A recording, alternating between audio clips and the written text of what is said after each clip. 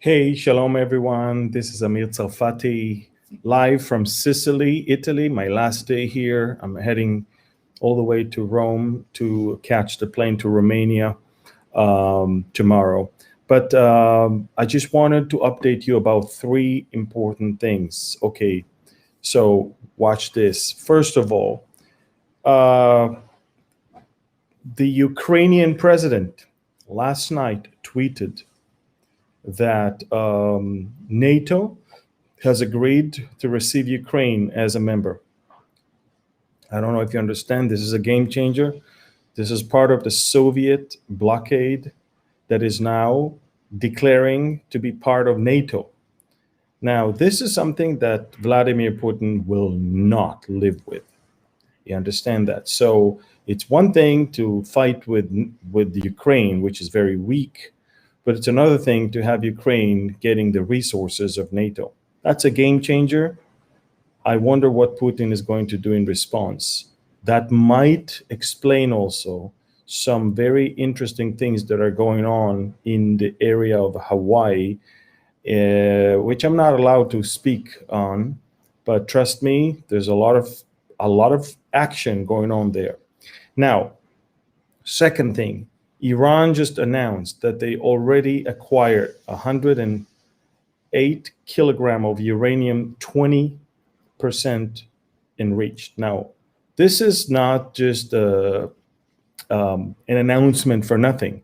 First of all, they want the negotiating team in Vienna to already put it on the table. That's how much we already have. But in reality, Iran is always playing that deception. This is what they have, besides what they already enriched beyond 60%. Iran technically has enough enriched uranium for 3 bombs already. If nothing is going to be done in the next month or so, Iran will be nuclear. Everybody knows that. This is why they think that the nuclear deal will help, which obviously, so far, it only helped to cover up their actions, nothing else. So I just told you about why Russia is very angry. Iran is becoming nuclear soon if nobody's doing anything. Let's talk about Turkey for a few seconds. Yesterday, the American president in a NATO meeting looked confused and forgetful. It was so embarrassing to see the meeting that they had with the G7 first, and then, of course, NATO, that he just didn't know where he was at. Now, the Turkish president was watching this. President Biden came and kind of said hello to him, which, by the way, that's a token of weakness in Middle Eastern eyes. I mean, if you're against me and suddenly you're so nice to me, maybe you're not that bad. But the thing is that the way the US president handled himself over the past 24 hours in front of NATO leaders, the G7, probably caused Turkey to say, okay, well, we're deaf Russia on this one. Ladies and gentlemen, a weak government is in Israel right now that today will have its big test, which is the flags parade in Jerusalem that will be held. Hamas they're embarrassed because this is exactly what a month ago they started a war for. They started a war all about the flag, the Jerusalem Day flags parade, and they were so boastful that they managed to cancel that. Well, they did not cancel it; they just postponed it because we're going to have it today now. The Israeli government is going to retaliate if anything is going to come out of Gaza. That might be okay. My take, it's not going to happen.